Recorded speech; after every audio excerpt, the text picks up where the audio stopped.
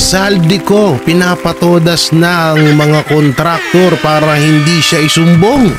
Totoo kaya ho ito, no?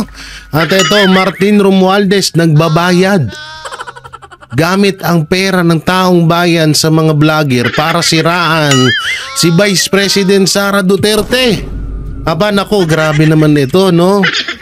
Alam nyo, hindi na rin ito bago sa akin. Pero hindi po ako inopera na, wala akong ganun. Hindi ako inopera ni Martin Romualdez, pero dati may nag-opera ho sa akin. Kukwento ko lang shortly. Wow.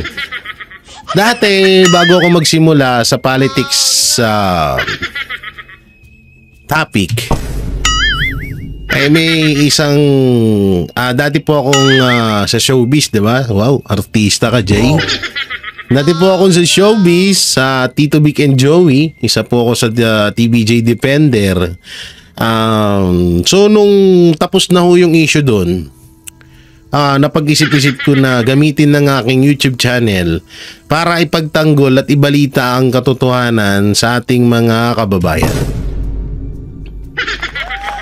So ngayon, may isang tao at nandyan po yan sa live sa video ko, may nilabas po ako dyan, na nag-offer sa akin na para, magkano yan, may sasakyan ako to 75k per month. Noon yun hindi pa ganito ka, totoo hindi pa naman malaki channel ko. So yun, tinanggihan ko yun. Ang nangyayari noon ay maganda nga daw yung kalakaran sa kanila at busog daw ang ating bulsa. Inopera nila ako na sumali sa grupo nila at hindi ko rin naman din alam kung sino yung doon, kung sino yung pinaka big boss nila. Basta daw, banatan ko lang mga Duterte.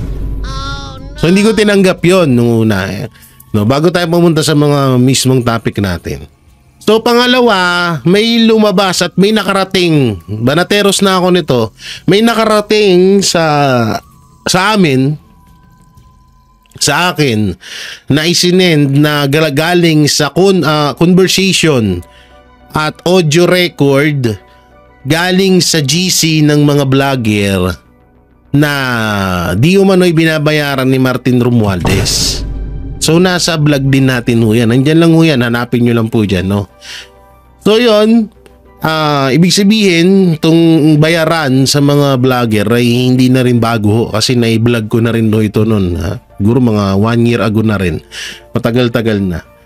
So doon may mga vlogger na umamin at may audio record na sinasabing ay sa totoo sa nga lang, kapag mababa ang channel mo, sasahod ka ng 20 hanggang 30. Hanggang sa may pangalawa pang lumabas na kapag malaki na channel mo, halimbawa, ikaw ay nasa 500k na ang subscribers, tapos maganda rin yung views mo, sasahod ka ng 500k din per month. Ang rules lang, ang lang doon, patakaran, ay ipagtanggol lang si House Speaker Martin Romualdez. Pero kahit na may ebidensya tayo, hindi pa rin tayo naniniwala na totoo yun. No, hindi tayo naniniwala na totoo yun. So yun nga, no, hindi na rin to bago. So ito yung mga nangyari ngayon. May mga bagong issue naman na nagdi umano'y nagbabayad si Martin Romualdez sa mga flip-top, sa mga rapper, flip-top rapper, vlogger. At ang matindi dito sa nagbulgar, bataan talaga ni Martin Romualdez etong si Erwin Tulfo. Nadamay ho dito si Erwin Tulfo na di umano talagang kasosyo or parang bata-bata or tinatawag na tigapagsunod o tigasunod ni Martin Romualdez etong si Erwin Tulfo. Ngayon, mapatungkol naman kay Erwin Tulfo, nung panahon kasi na tumatakbo to, marami tong mga video na talagang pumapabor siya sa mga ayu-ayuda. So pwede rin naman nung time na yon baka talagang kailangan niya sang ayunan kasi congressman pa lang siya noon ata kung di ako nagkakamali. Kailangan niya sang ayunan etong si Martin Romualdez para makapag-ano siya sa pagiging senador. So ngayon, tinatabla niya naman na ngayon yun. Pero ako naniniwala, hindi kasalanan ng isang tulpo ay kasalanan na ng lahat. Oo, nandyan pa rin naman hanggang ngayon, pangahawakan ko po yun na sinabi ko na ibang-iba po si Ben Tulpo at si Erwin Tulpo. Lalo na si Rapi Tulpo. Yang dalawa medyo lumaylo na ako dyan, hindi ko na yan sila tinuturing na iniidolo ko. Pero nananatili ko pa rin na idol at gusto ko pa rin talaga. So tutusin nga lang, hindi nga lang pinalad, etong si Ben Tulpo. No, gusto kong maging senador. Sarap sana no, Ben Tulpo tapos kasama ni Marcoleta sa sa Blue Ribbon Committee. Ang ganda nun. Tapos si Pastor Apollo Quiboloy, naku po, durug na durug sila diyan sa tatlong yan. So yan, hindi na ho bago yan. No, talagang meron talaga na noon pa man issue na yung mga binabayaran. At kami rin sinasabi na binabayaran kami. At sa totoo nga lang ho, si Banat Bay, sinabi na rin namin yan na noon na ino-opera niya ng 20 million para lang banatan ng mga Duterte.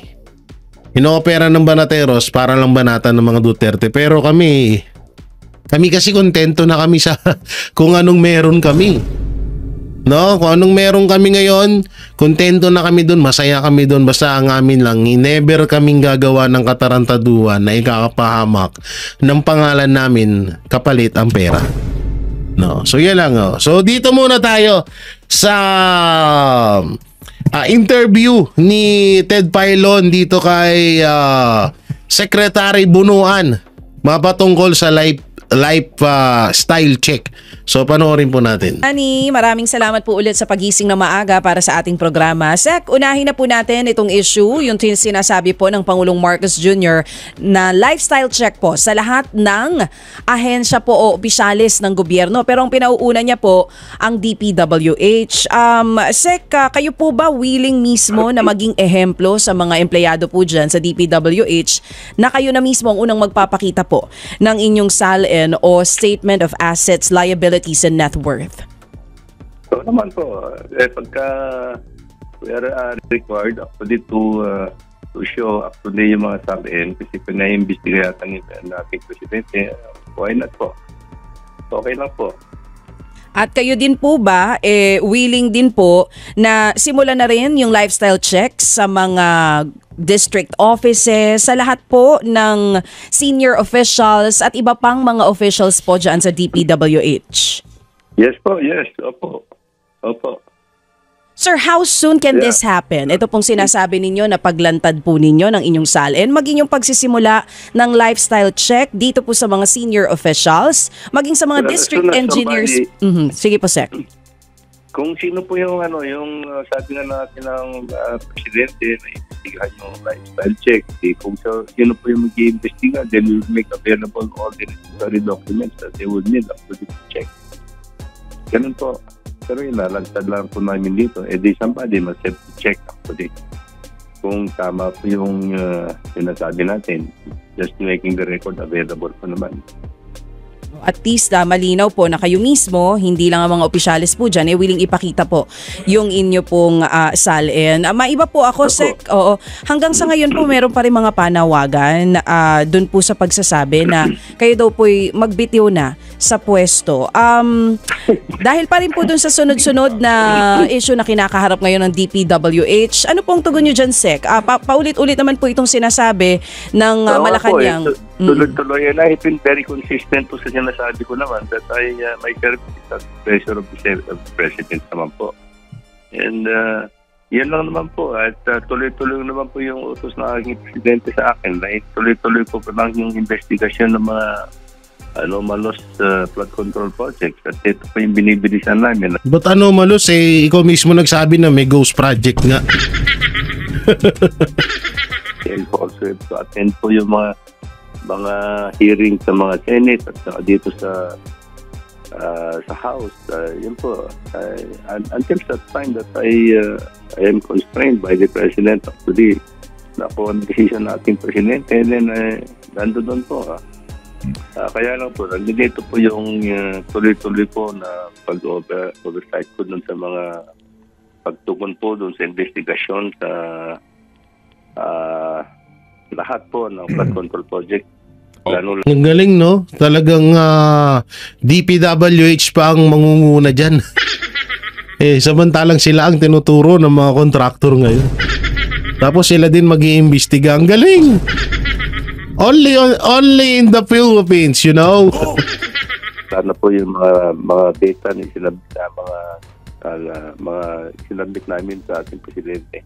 Opo, Sec, tuloy-tuloy ka ninyo, no?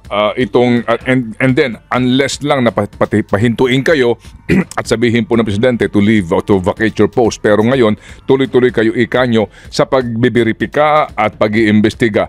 Mukha hong Yes, sir. araw-araw, Sec, may mga reports kagaya kahapon, Mandaue Flood Control Wall, nag-collapse daw ho dyan sa may bandang area po ng Mandaue City, no, sa Paknaan. Paano po ito? Sa dami po, libo-libo itong proyekto. How will you manage this? Actually, Ted, several, mga two weeks ago, actually, I already dispatched yung mga validation team namin sa lahat ng engineering districts o lahat ng flood control projects na ilagay namin doon sa sinabit na mga sinabi namin natapos na doon sa binigay namin kay Presidente. At tinitingnan po namin yung ito yung unang validation team na sinasabi nga namin, yung present, absent, no? Yung nandiyan ba, nawala, yung mga ganon. And then yung mga nakikita po nila, yung observation lang po nito, no, kung sira. And then pagka natanggap namin yung report na kung may nasira, kung kailan ginawa, then magpapadala po kami ng technical at financial audit para matingnan po natin anong dahilan, kailan ba ginawa yan, kailan anong dahilan na nangyari at yung ganun po. So, agad-agad, meron naman po kaming mga teams na pwedeng i-dispatch ka agad po. Opo, sige, technical and financial audit. Sir, can you just please walk us through, no, para mas maintindihan po ng ating mga kababayan? Opo. Ano ba ang prosesong dadaanan ng isang kontratista bago siya makatanggap ng pera mula sa gobyerno o bayad from DPWH? Let's start, sir, kapag po ba nanalo sa bidding No, tignan mo ang linaw-linaw. Nanggagaling ang bayad sa DPWH bago sa kontraktor. Tapos sila mag-iimbestiga. Ang lupit! isang kontraktor, kailan siya makapagsisimula ng proyekto at una, magkano ang dapat na ibigay sa kanya ng DPWH? Yan. Normally, ang conduct natin dito, Ted, is actually when you enter into a contract, then you are advance payment na 15% of your contract amount. 15%. 15%. Sir, pakiano lang po. 15%. Okay, go. 15%. 15% bilang mobilization. 15 now, 1.5. Ay, yan ho ba? Ay, Mobilization. okay, go ahead, sir. Go ahead po. From the start. Opo, go ahead, sir. Yeah. Mobilization fee, ang tawag namin doon, 15%. And then, after you have consumed that 15%, actually, naka-20% ka na ng accomplishment, then yung residual ba ng 15% mo ba? No, yun naman pala eh. So kapag may 20% nang nagawa, magbibigay sila ng 15%. Bakit nagkaroon ng ghost project? Tsaka ito yung masaklap dyan. Sinabi nyo na kapag nakagawa na ng mga nasa 20%, tsaka kayo magbibigay ng 15% paunang bayad sa mga kontraktor. Hindi nyo ba naisip na pupunta? Paano nyo nalaman? Paano nyo natukoy or 100% na may 20% nang nagawa ang isang kontraktor bago nyo siya bigyan ng pera?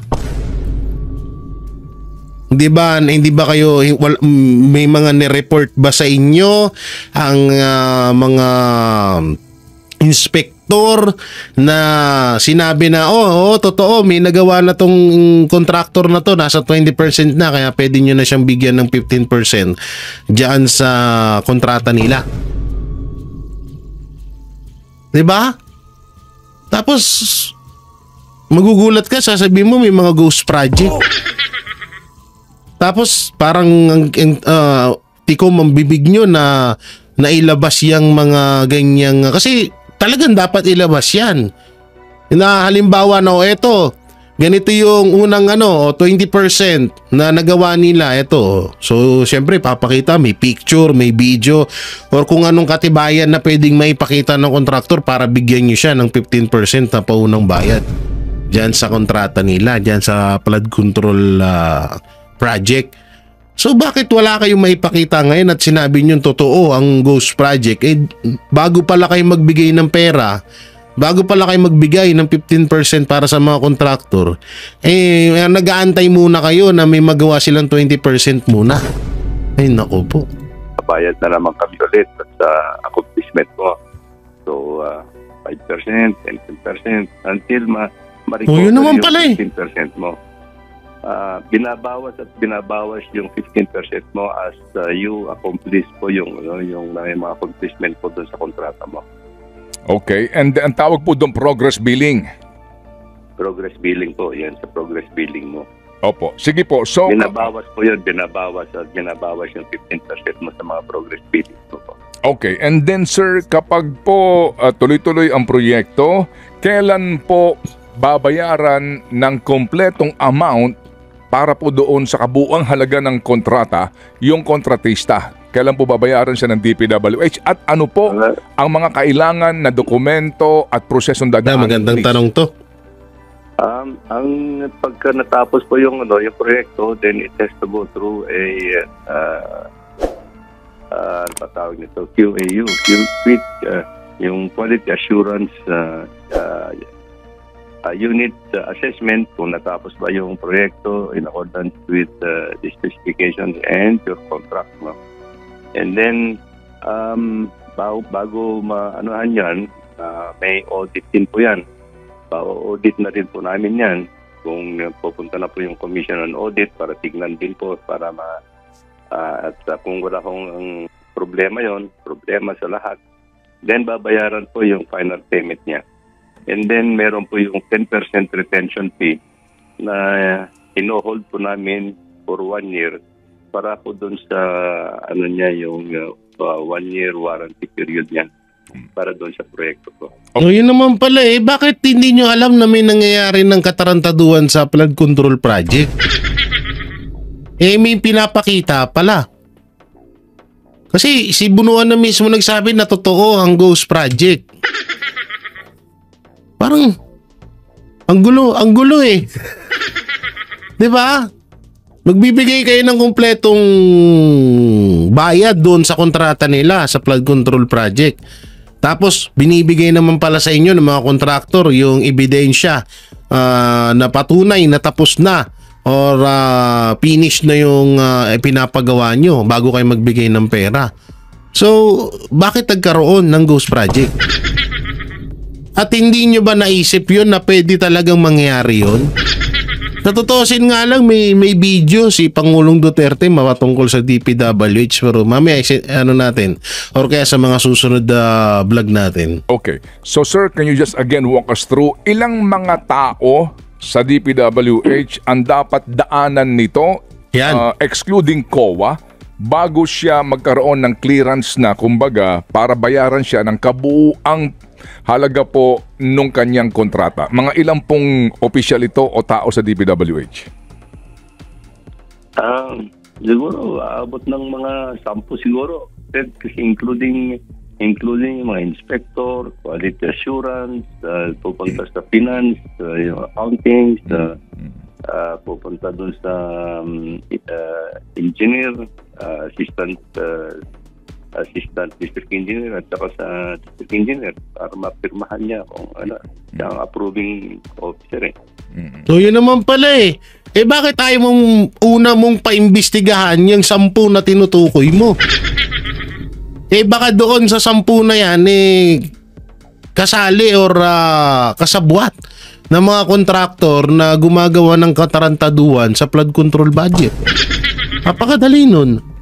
So lahat po ito, kumbaga, lahat sila may responsibilidad na masiguro na yung pong paglalabas ng pera, pagbabayad ng pera ng gobyerno sa kontratista, sigurado po sila dapat sa lahat ng pipirmahan dokumento, kasama na po yung field inspector kaninyo na siya Opo. siya magre-recommenda na bayaran. Lahat sila dapat po ay may pananagutan. Opo, yes. So yun. Yan ang antayin natin na ipatawag sa September 1. Yung mga sinasabi ni Bunuan, no? Okay. Tama din. Opo. Sige. So, sir, ito lang po, magandang case study itong pinuntahan ng Presidente na, ito hong, alam niyo po ito, no? Ito hong flood mitigation structure, construction ng reinforced concrete river wall sa Purok 4, Barangay Piel, Baliwag, Bulacan. Yes, Opo. po. Ang sinasabi po ng Presidente rito, ghost daw po ito. As No, in, yan. walang proyekto, pero nabayaran na siya kaagad ng DPWH, hango din sa resibo mismo nitong contractor, Sims Construction Trading. Yes po. Opo. Sige. So, in this case po, meron na ba kayong findings kung bakit po nabayaran siya karaka-raka tapos wala namang palahon proyekto ayon mismo sa Presidente?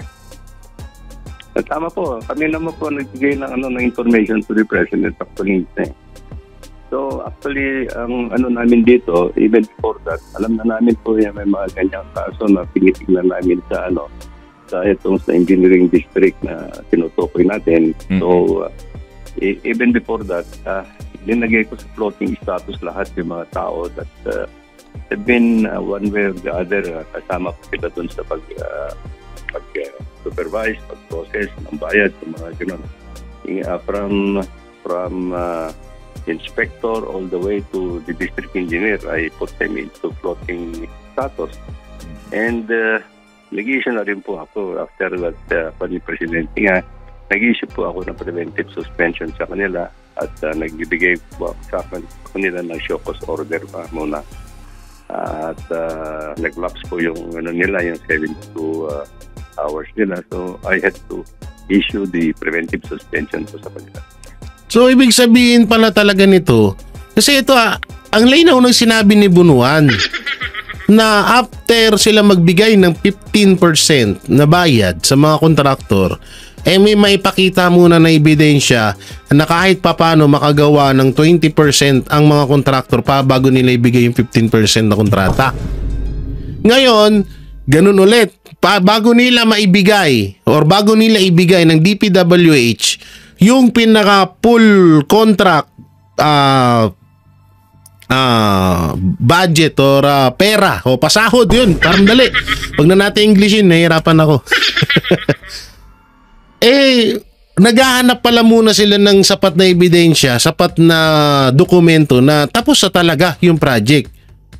So ibig sabihin, sa madaling salita, sa DPWH talaga nagmumula ang anomalya diyan sa flood control budget. Kasi sa kanila nanggagaling yung pera. Halimbawa lamang, may ganito napanaginipan ko to No, ganito mangyayari. Yung kontraktor nagpasa sa DPWH. Yung sinasabi ni Bunuan na yung mga engineer mo bago pipirmahan mo na bago ibigay yung pera. Sabihin na natin yung 10 na yun na pagdadaanan nung kontraktor bago niya makuha yung pera niya na sa kontrata sa flood control. Halimbawa ganito, nagpasa ng peking dokumento, peking ebidensya itong kontraktor na tapos na doon sa DPWH na nagpapakitang tapos na yung project nila para makuha na ng kontraktor yung pera. Kaso etong tiga DPWH ay may mekus-mekus nakasabuat nung kontraktor, kaya nagkakaroon ng ghost project. So ibig sabihin, simula talagang doon mismo sa DPWH meron nang nangyayaring katarantaduhan. Bakit hindi alam ni Secretary Bunuan? Rhyme yun, ha? Oo, hari ng tugma to. Ay. Diba? Napaka-simple lang eh. Mismong sa DPWH pala nagkakaroon na talaga mismo ng katarantaduhan yan sa flood control budget. Ba't hindi mo alam? Naturingan sekretary ka. Tapos ang masaklap pa nito, siya pa daw ang nagbigay kay Pangulong Bongbong Marcos ng katibayan na mayroong ghost project. Samantalang sa inyo dumadaan yung pera. Anong klaseng katarantaduhan yan?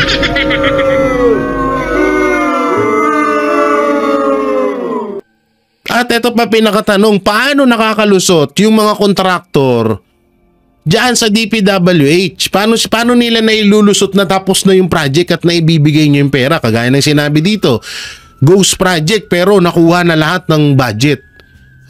Anong ibig sabihin nun? Anak ng teteng, parang nagkakalukuhan lang tayo dito eh. Kayo mismo nagsabi na kayo mismo nagbigay kay Pangulong Bongbong Marcos ng mga ghost project.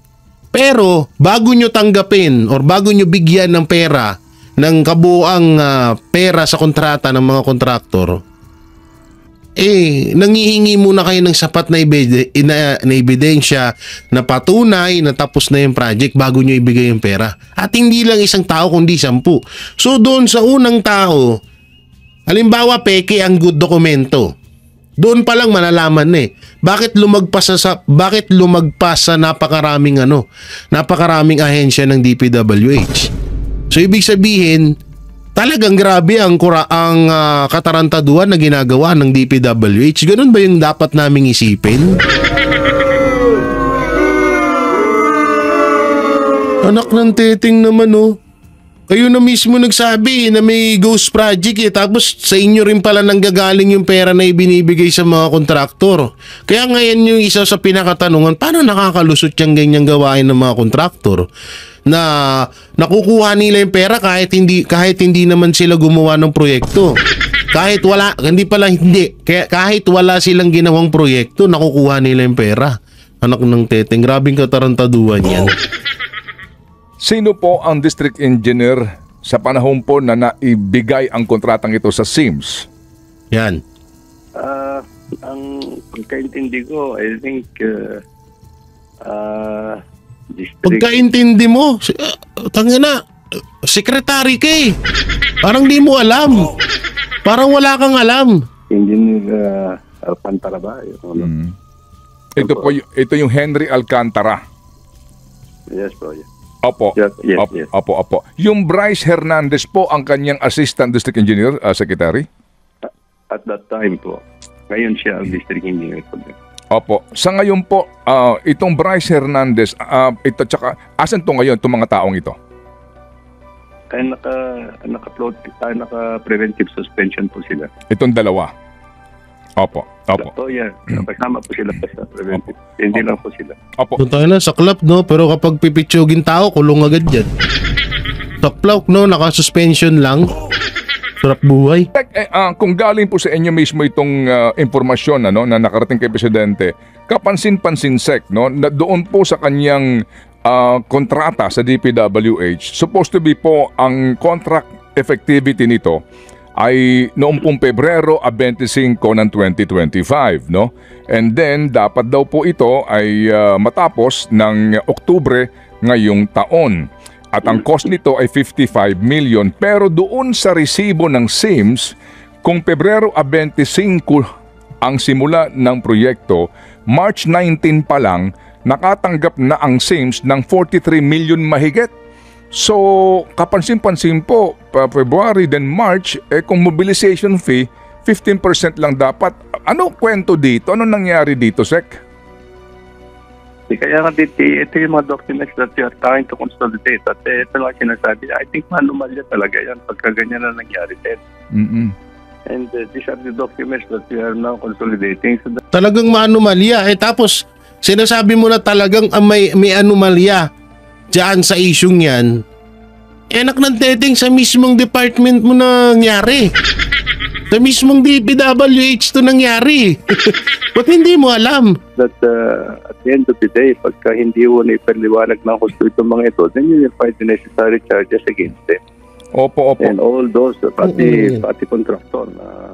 At the end of the day, yung contractor po rin ang tumanggi. Yun na nga, ikaw na mismo mo nagsabi na merong anomalya. Ba't ayaw mo pang kasuhan?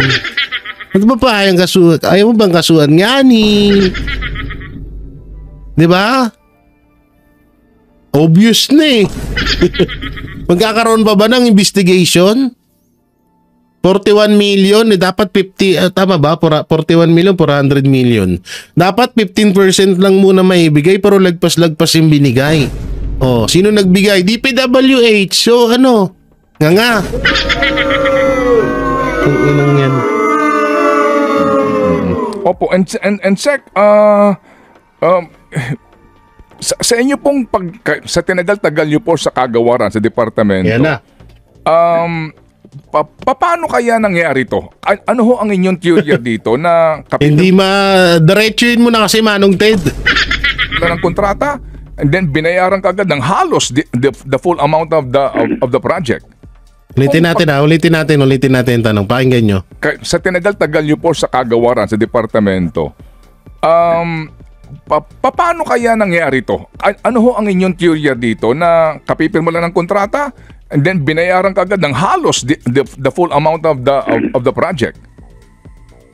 Well, I am very surprised. Actually, sabi ko nga, sa tinagal-tagal po sa ganitong gobyerno, ito po nangyayari na naman ito sa mga ganitong district engineering offices. So something is... Yun na nga eh. Na-surprise ka pa? Ang tagal-tagal mo na dyan eh. Sa totoo lang, hindi naman din usapan 2025 flood control budget, May 2024 at May 2023, 2022. So ibig sabihin yung mga taon na yun, hindi mo sila nahalata. So hindi mo deserve na maging secretary ng DPWH. Anak ng teteng.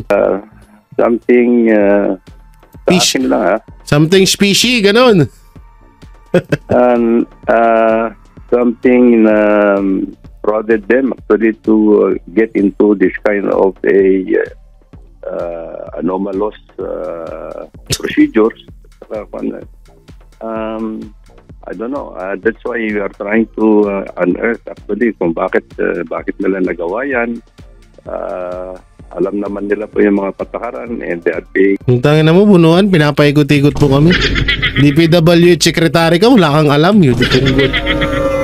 Buisit. Nakakainis eh, no?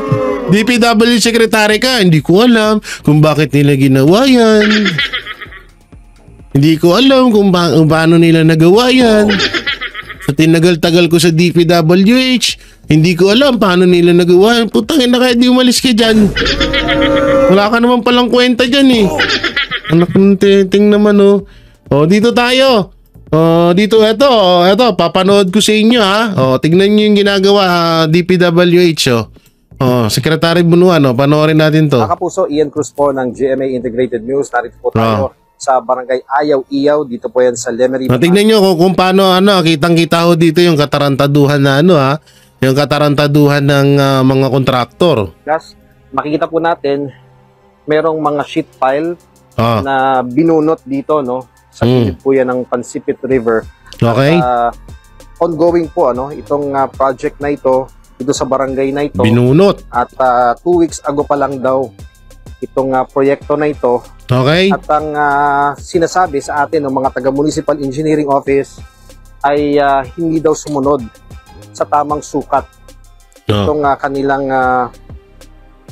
ginagawa dito. Nakita rin natin nandito ngayon si Representative Leandro Ligarda Libiste at syempre inaalam niya ang buong punot dulo nitong proyektong ito. Subukan natin mga kapanayam si Engineer Engineer Charlie, kayo po ang municipal engineer dito sa Lemery. Live po tayo tuwa sa pa siya. Facebook, sikat na ako, na-interview ako ng GMA. Ito po bang proyekto na to, ano ho ba? Bakit po pinapatigil nyo ngayon? Kasi nga, una, hindi kami coordinated saka hindi kami well-informed na mayroon ongoing project or may award na project sa aming bayan para sa riverbanks. Oo, silipin natin. Oo. So, ano ba sabing sukat daw dapat yan? Una sir, dapat nga ho mayroon sanang Coordination. coordination saka building permit to construct sa ongoing home project, kahit po yan ay government o private. At nang di ho sinasadya, nakita namin habang ho kami may mga kailangang project pa rin para sa aming bayan, nakita ho namin na may ginagawa pa lang. So hindi nyo alam to? So hindi namin talaga alam. Utang na ngayon, nagtuturuan na sila. At Sir, ano ba dapat naman sukat dito, sabi? according doon sa project engineer in charge from region office ng DPWH, yan ha, rinig na rinig nyo ha. From DPWH. Sasabihin ni Bunuan, wala siyang alam. ang nakadesign daw ay 12 meters. 12 meters. Tiles. O, papasukat tayo, sir. Pwede ba natin sukatin? Gaano 12 meters ha. O susukatin, tingnan nyo. Oo, testingin natin. So ito po mga kapuso, ito yung mga kabilang sa mga nabunot na mga sheet pile. Sinusukat po nila dahil sabi nga ni Engineer Charlie, dapat 12 meters. So, 9 meters lang po. 9 meters. Putong ina, no? Ay, huy. Wait lang. Bakit? Saan na yun? Dapat lahat ay Visit na yan. Yan po yung bagong bunot. Anong husukat niyan? 10.7 po. O, kanina 9 meters, tas eto 10.7, bawas-bawas. Putang inang yan. 0.7 naman. Eh, no? So, tama na ba sa sukat? Base sa sinabi nila? Kulang pa rin po siya ng ano po, ng 2.40 2.46 ang hina mo sa math. almost 2 meters kulang. Kulang pa. Almost. Okay, so kakausapin nyo ngayon yung kontratista niya. Salamat po, engineer. So, subukan naman nating makapanayam si Congressman. Pwede po short interview lang. Sir, ito pong ginagawa dito ngayon. Ano pong plano nyo dito? Kasi sabi po nung mga engineer dito, wala daw pong abiso sa kanila na may ganitong gagawin. So, paano po ang next step nyo dito? unang-una gusto lang namin tanungin sa DPWH Region 4A bakit yung dapat lahat ay 12 meters ay karamihan daw mga 7.5 or 9 meters. And ang DPWH Region 4A ay hinihintayan namin po for a while already. Pero sa ngayon, on the way pa po sila. Ganda po na pakinggan na lang po natin muna ang paliwanag ng DPWH. Yan ha. So talagang kitang-kita, no? Kitang-kita po yung nangyayari. No, na talagang ultimong bakal, kinuko lang. Puta na, hindi ka na nakontento. Doon pa lang sa budget, may kaltas ka na. Pati sa materialis, may kaltas ka pa rin. Ang lupit nyo, mga hayop kayo. Eto naman yung about sa mga kontraktor na pinapatumba. Eto, basahin natin yung title.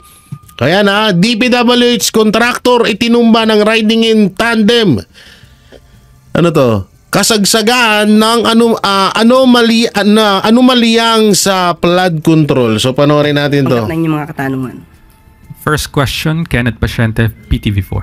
Good morning, Yusek. Yusek, a contractor was shot by a riding in tandem in Negros Oriental. May we get the palace's reaction on this? Lalo't nangyari po siya sa harap po ng investigasyon sa flood control projects. Ano ngayon? Tama lang po na imbestigahan yan para malaman Akala ko tama lang na binaril. natin ang punot dulo na yan. At kinukondena natin ang mga karahasan na ito. Yan ay ayon sa Pangulo. Ma'am, follow up lang. Paano po natin sinisiguro na wala po talagang panggigipit na mangyayari sa mga sangkot dito po sa flood control project sa harap po ng investigasyon?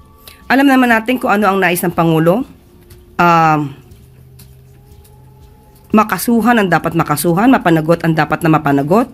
At uutos pa rin ng Pangulo na dapat na seryosohin ito, lalo na ng mga PNP para maiwasan kung anumang krimen ang maidudulot nito kaugnay sa pag-iimbestiga sa flood control projects. Mapapanagot hanggang ngayon wala pa nga.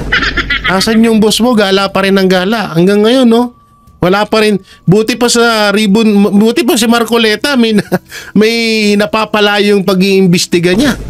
Buti pa sa Senado, pero kay Pangulong Bongbong Marcos, asan na nga? Ano to? Kaya nga sinabi ko nga dun sa vlog ko, may vlog nga ako eh. Sige, dito ko na lang sabihin. Sabi ko nga sa vlog ko, sa Facebook kasi ko in-upload yun eh. Ay, nandito rin ata sa short video eh. No. So, eto ito, papakita ko sa inyo para mas lubos nyong maunawaan ipi-play natin dito yung picture at video ng manumalyang pagpapatumba sa mga sa mga kontraktor. Medyo kakagising ko lang dito, di pa tayo masyadong nakapaghilamos at sipilyo, kaya pagpasensyaan nyo na yung pagmumukha ko dito ito yan, laki ng mukha, mamaya, easy lang, easy. Easy ka lang dyan, ang gwapo na itong hayop to Sino tong hayop to? Pangit mo, ang pangit mo. Wala pang ligo, wala pang dyan, So, ito yung video. Ito yung video ko. Na... Wait lang, ba't volume? Ito yung video ko na isang kontraktor ay binarel.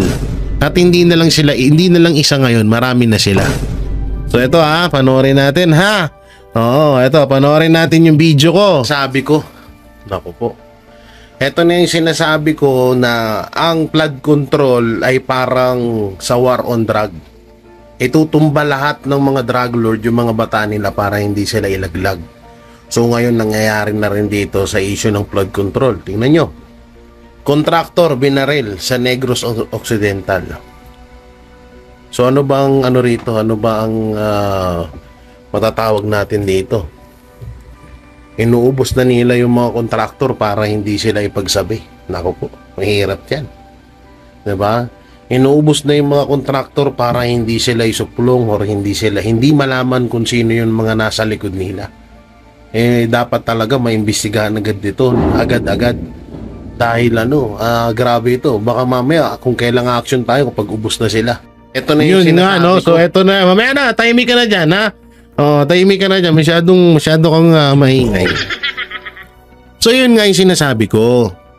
Na ang flood control ay parang noong war on drug na din.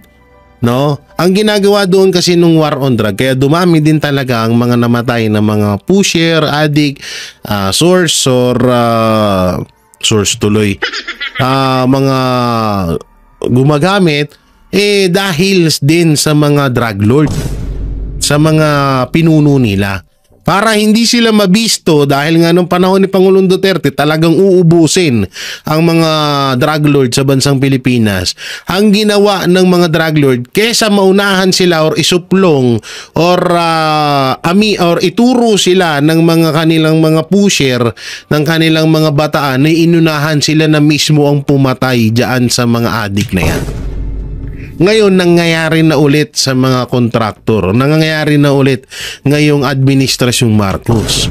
Inuunahan na nung mga bossing nung mga kontraktor, kung sino man yung mga bossing nila, kung yan man ay nasa gobyerno, kung yan man ay kung sino man yung mga bossing nila dyan, ay ang ginagawa, inuunahan na para hindi na sila makapagsalita. Katulad do ngayon, kasi tawag dito, hindi lang po yung isa na yan. Marami na akong nababalitaan ng mga kontraktor na itinutumba ngayon. Dahil nga siguro, alam naman natin na ang Senate hearing ay nagpataw na po na kapag hindi dumalo ang mga kontraktor na binanggit ni Pangulong Bongbong Marcos na 15 kontraktor na involved dito sa flood control issue, ay ipapakulong, ipapaaresto. So ngayon na-trigger na yung mga talagang mga boss or mga taong nasa likod ng mga kontraktor na to. So ngayon ganyan din yung ginawa sa war on drug noon, sa nangyaring war on drug. Pero hindi po war on drug ni Pangulong Duterte, kundi war on drug ng mismong mga drug lord. Linawin natin na baka iba yung pagkakaintindi niyo sa sinasabi ko. So ganyan ang ginagawa. So ngayon pa lang inuunahan na nila. At ngayon nga alam naman na natin, sa isang video ko nga sinasabutahin na ang Blue Ribbon Committee dahil mabibisto na sila. Tsaka lantaran na rin naman din talaga eh. Lantaran na ho yung nakawan, kaya talagang etong mga nasa likod ng mga kontraktor ay inuubos na sila para hindi na sila makapagsalita at hindi na nila maituro kung sino talaga ang pinuno dito. At ako naniniwala na hindi lang kontraktor ang talagang nakinabang dito sa flood control issue na to noong 2022, 2023, 2024 at ngayong 2025. At baka nga kapag nagkaroon pa ng budget etong flood control sa susunod na taon, mas tuloy-tuloy pa rin ang korupsyon sa flood control issue na yan.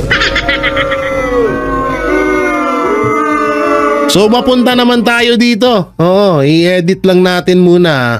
Papunta ko tayo dito sa mga binayarang or may isa pong sikat na influencer na nagngangalang Lakas Tama na ibinunyag niya po na siya ay bayaran ni Martin Romualdez. Na maraming binabayaran si Martin Romualdez para lang sirain ng mga Duterte. At kasama niya rito si Senator Erwin Tulfo. So ito po yung video, panoorin natin. Yoshi. Hindi yan, ito. Ito mga sasabihin ko ngayon, ikakapahama ko. Pag ako namatay, Romualdez, siya may kasalanan nito. Ha? Yung tatakbong Pangulo ng 2028, huwag niyong iboto yan. Ayan, sasabihin mo na lahat. Ang galamay niya, sila Erwin Tulfo, Toyo, Rendon, Nico David, Makagago, at iba pang mga tao. Ha? Nasa flip top yung iba vlogger, yung iba mga kilalang tao. Ayan, sinasabi ko na ngayon to kahit ikapahama ko pa to kasi wala na rin eh. Ipapahamak na rin ako ng isang to dahil bayaran na rin siya. Sa bagay, malaki mag-offer rin tao eh. Yun yung kaban ng bayan na pera na ginagamit sa mga influencer para protektahan ng pangkokorap. Naku, grabe yun ha. Ang tindi nun. Narinig nyo ba yun? Galing sa kaban ng bayan. Pera ng tao ang pinangbabayad. Di umano, sabi nung vlogger, sa mga vlogger tuloy Sabi nung vlogger na pinangbabayad ni Martin Romualdez sa mga vlogger ay galing sa kaban ng bayan. Ang lupit nun. So syempre may nag-react na isa sa mga nabanggit doon sa video. Na sinasabing kamukha ko, na puwet ko lang tong hayop na to. Yoshi, ito. Sana handa ka sa mga consequence mo. Ba't ka nananakot? Ngayon nananakot na kayo. Ito mahirap dito. Pag nabibisto kayo, tinatakot nyo. Huwag nyo takutin. Banorin natin. Sino kita? Gusto mo eh. Binanggit mo si Martin Romualdez. Binanggit mo si Senator Erwin Tulfo. Galamay niya sila Erwin Tulfo. House Speaker at Senator, binanggit mo. Ngayon, boy, ano bang nangyayari sa utak mo may tililing? Delikado tong mga binanggit mong mga pangalan. Ulitin nga natin. So ibig sabihin, ipapapatay ni Martin Romualdez ni Erwin Tulfo itong vlogger na to kasi nabanggit sila. Ganun ba? Ganun ba yun? Romualdez, galamay niya sila Erwin Tulfo. Grabe to. Naku, ang sakit nito sa ulo, Yoshi. Ulitin nga natin. Romualdez, galamay niya sila Erwin Tulfo. Bakit?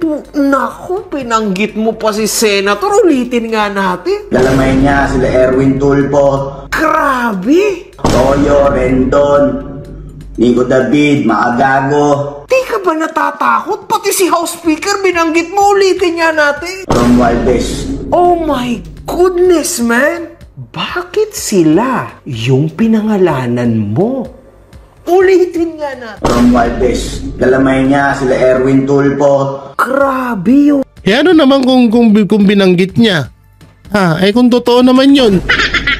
Nga sinasabi ko nga sa inyo na eto matagal na tong issue na ganyan na ayun nga na talagang nagkakaroon ng bayaran at hindi lang din naman kahit nga si Senator Amy, 'di ba? Sinabi ni Senator Amy Marcos noon na binadgetan ng 400 million para sirain lang ang mga Duterte. Kasama na daw siya doon. Sige, pagbigyan na natin, kasama na siya doon. Para sirain daw ang mga Duterte. So ganun ganun yung sinasabi ni ni Senador Amy Tulfo. So nagkakahalaga ng 400 million para sa mga vlogger, para sa mga nasirain ng mga Duterte. Ang lupit, no? Oo, gagaling. Kaya nga sa totoo nga lang, mas bumili po kayo sa mga DDS vlogger kasi hindi talaga din biro ang kinakaharap namin dito. Lalo na ang Banateros, si Banat Bay, tad na ng kaso. Diba? So talagang anytime pwede kaming ipatumba kung sino man yung masagasaan namin, lalong-lalo na dito sa flood control issue na to. So talagang hindi naman namin sinasabi na parang sinusumbat namin, hindi ho ganun. Hindi ho ganun. Sinasabi lang namin na mas talagang paniwalaan nyo kami dahil buhay na yung nakasalalay dito para sa bansang Pilipinas. Hindi na lang, wala nang usapin dito na, hindi kasi malakas ang kita nyo sa pagbablog. Naman pala, malakas kita namin sa pagbablog kaya hindi kami tumatanggap ng pera na galing. Alam nyo, dahil nga sa inidolo namin at nagustuhan ko ang mga Duterte, si ayaw na ayaw, lalong-lalo na ni Pangulong Duterte, lahat ng pamilyang Duterte, ayaw na ayaw ho nila na humawak sila ng pera, gastusin nila yung pera na galing sa pera ng taong bayan. Yan ho ang pinakaayaw ng mga Duterte. Meron nga naikwento nga sa akin na, sige, sabihin na natin na si Pastor, no, nung nagkita kami ni Pastor. Nagkita kami ng Banateros ni Pastor. Nung doon pa sa Davao. Sabi nila, kasi maraming kung paano ba galitin ang mga Duterte. Isa lang sinabi ni Pastor noon, gusto niyo magalit ang mga Duterte sa inyo? Hingian niyo sila ng pera. Hingian niyo sila ng pera at gastusin mo ang pera ng kaban ng bayan. Yan ang isa sa mga binitawan na salita ni Pastor Apollo Siki Buloy na hindi ko makalimutan, na talagang tumatak sa isipan ko na grabe. So kaya talagang mas bumilib ba ako ng gusto. Tsaka kapani-paniwala yung sinasabi ni Pastor, simula noon pa man magkaibigan na yan Pastor at si Pangulong Duterte. 'Di ba? Kaya nga isang landas sila ngayon ng tinahak Ginipit si Pastor, ginipit si Pangulong Duterte. Nakakulong si Pastor, nakakulong si Pangulong Duterte. 'Di ba? So bakit hindi ko kailangan paniwalaan yun? Talagang kailangan mong paniwalaan yun dahil yung tao na yun ay halos kasing aura, kasing ugali din ng mga Duterte. Na ganun din magmahal sa bansang Pilipinas. Nga yung isa sinasabi niya na gusto mong magalit ang mga Duterte sa'yo, galawin mo ang kaban ng bayan. Gastusin mo sa walang kakwenta-kwentang paraan. Hingian mo ng pera ang mga Duterte. Tapos kaming mga Banateros brothers, sasabihan ng mga bayad. Di po tayo, di nagalit sa amin din ang mga Duterte kung hinihingian namin sila ng bayad. Diba? Tsaka ito na lang kagaya ng sinabi ni Vice President Sara Duterte, kung totoong korap sila. Lumabas na ngayon yung sinasabi ni Vice President Sara Duterte na bakit kami magnanakaw ng 125 million, bilyon-bilyon, trilyon ang pera ng Pilipinas. Diba? Apakaliwanag nun. At ngayon, talagang lantaran nang lumabas na doon natin mapapaisip na totoo ang sinasabi ni Vice President Sara Duterte. Na bakit kami magnanakaw? Bakit namin sisirain ang pangalan namin na ipinundar ng aming ama na napakagandang ehemplo dito sa bansang Pilipinas. Best President ever na tumuntong pangulo sa bansang Pilipinas, sa pinakamagaling na pangulo sa kasaysayan ng Pilipinas. Bakit namin sisirain yung pangalan namin sa halagang napakapiranggot lang? 125 million? In 11 days na paulit-ulit nilang isinusumbat, ibinabato sa mga Duterte. Samantalang ang flood control issue, trilyon, bilyon ang pinag-uusapan ngayon. Kaya nga ako, mas lalo akong nabilib din talaga na talagang grabe, totoo, nagkatotoo ang mga sinasabi ni Vice President Sara Duterte na bakit kami magnanakaw ng milyon, bilyon ang nakawan diyan sa gobyerno. 'Di ba? At saka ito pa, kung talagang etong si Vice President Sara Duterte, kung siya ay pumayag lamang, nahayaan niyang mangurakot ng mangurakot, sumama siya sa pangungurakot diyan, sa tingin nyo kakalabanin siya ni Marcos Jr.? Sa tingin nyo magkakalaban si Vice President Sara Duterte at Martin Romualdez? Hindi. Di ba, naalala natin yung sinabi ni Vice President Sara Duterte na mayroon silang, nalalagyan sila ng pondo na nagkakahalaga ng 5 million. Kung hindi ako nagkakamali sa sinasabi ko pero sinabi yan ni Vice President Sara Duterte. Tapos dadagdagan yun. Pero hindi mapupunta lahat yun sa Office of the Vice President. Kalahati lang mapupunta. Pero ang naka-audit, 5 billion. Ganun kalupit ang korupsyon dyan. So ngayon lumabas na. Ngayon sa flood control issue. Asa ng Pangulo? Waka, gala-gala lang, turo-turo. Alam nyo, grabe yung sira dito. Gito kasi yan, kung paano nasira, ito yung kulang. Pero walang napapanagot. Diba? So ganyang kalupit at kahayop ang nangyayaring pera ng taong bayan ho ang nakasalalay dito. Kaya nga nagtataka ako sa ibang mga politiko dyan na itong nangyayari ngayon, tahimik sila. Ang ingay-ingay nyo nung 125 million confidential fund ni Vice President Sara Duterte. Eto, trilyon, bilyon ang pinag-uusapan sa budget ng flood control. Hindi nyo magawan ng paraan. Bobo kayo. So yan, mga banateros, mga kabiyahe, baka ano pang masabi ko dito Oo, mga pag tinuloy-tuloy ko, madala ko ng aking emosyon at mamura ko tong mga hayop na to. Iniiwasan ko na nga talaga sa totoo lang magmura, So yan, anong may kukomento nyo mga banateros o kabiyaya sa mga napag-usapan natin mapatungkol dito sa mga kontraktor na ipinapatumba ng mga bossing nila? At dito sa mga vlogger na binabayaran di umano ni Martin Romualdez at alalay pala ni Martin Romualdez etong si Erwin Tulfo.